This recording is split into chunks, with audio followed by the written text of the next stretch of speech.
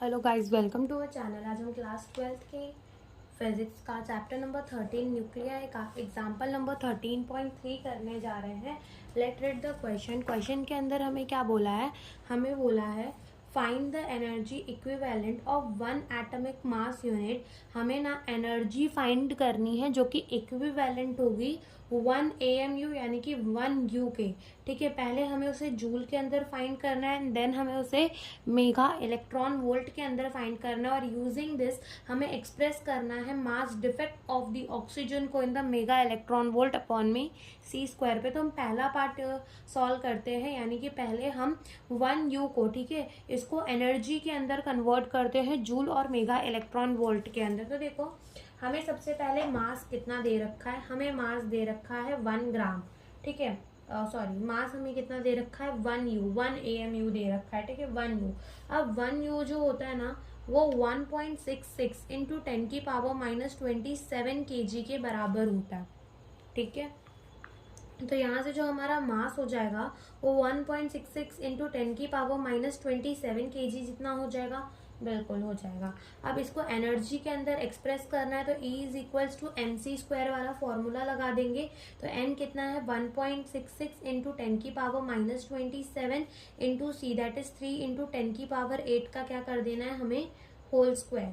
ठीक है, तो ये हो जाएगा 1.66 इंटू 10 की पावर माइनस 27 एंड 3 3 ज़ा 9 एंड यहाँ पर जो पावर है वो मल्टीप्लाई हो जाएंगे। 8 1 ज़ा 8 एंड 8 2 ज़ा 16। तो जब हम 1.66 इंटू 9 को मल्टीप्लाई करेंगे तो जो हमारा आंसर आएगा वो कितना आएगा? 19.94 इंटू 10 की पावर 16 माइनस 27 कितना हो जाएगा?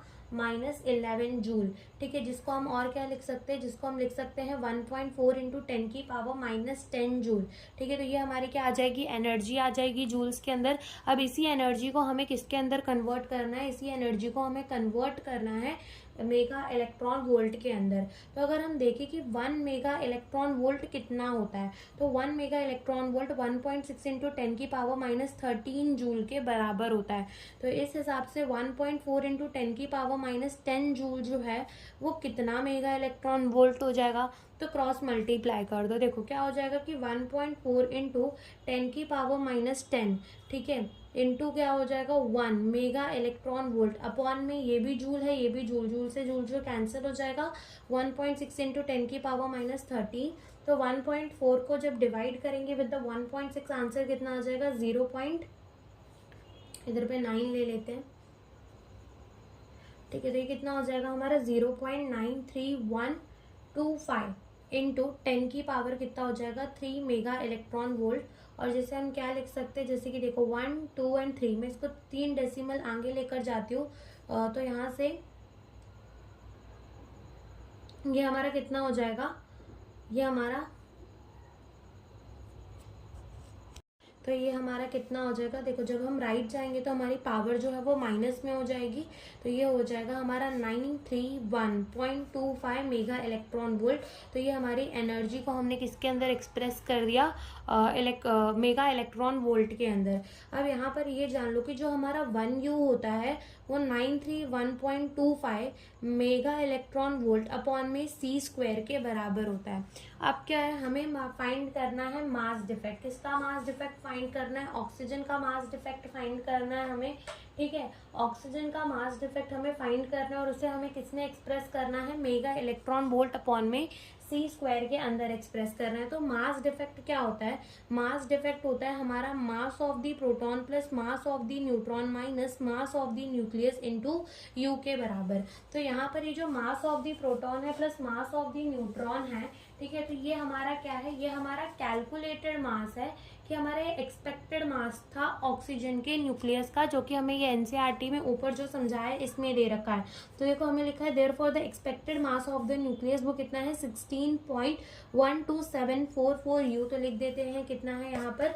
अब हो सकता है कि क्वेश्चन में आपको डायरेक्ट सिर्फ mass of the nucleus they they, experimental वाला, ठीक है, और एक्सपेक्टेड वाला आपको कैलकुलेट करना हो। तो कैसे mass of the proton calculate करोगे? देखो, जो ये नीचे हमें लिखा होता है ये क्या होता है कि हमारे number of the proton proton कितने हैं, तो इसमें कितने प्रोटॉन है, 8 प्रोटॉन है, ठीक है। तो 8 कर दोगे इंटू एक प्रोटॉन का मास कितना होता है 1.007825, ठीक है। तो यू ऐसे करके mass of the proton and mass of the neutron कैसे फाइंड करेंगे कि हमारे इसमें न्यूट्रॉन कितने हैं। तो ऊपर ये जो 16 दे रखा है वो हमें क्या दे रखा है, मास नंबर। तो मास नंबर का मतलब ये होता है कि number of the proton plus number of the neutron कितने। तो यहाँ से हमें नंबर ऑफ द न्यूट्रॉन पता चल जाएगा जो कि 8 ही है।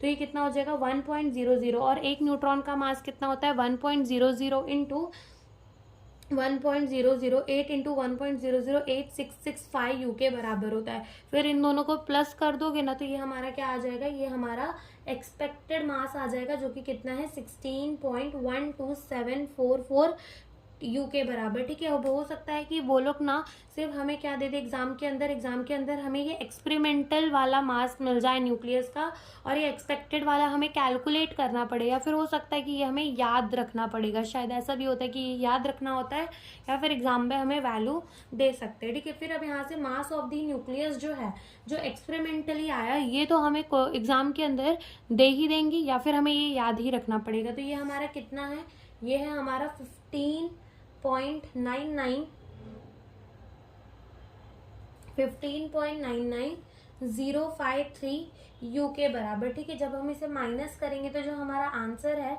वो आएगा 0.13691 यू के बराबर, ठीक है। अब ये यू है और इसको हमें किसके अंदर एक्सप्रेस करना है, मेगा इलेक्ट्रॉन वोल्ट अपॉन में सी स्क्वायर के। तो मल्टीप्लाई कर देते हैं,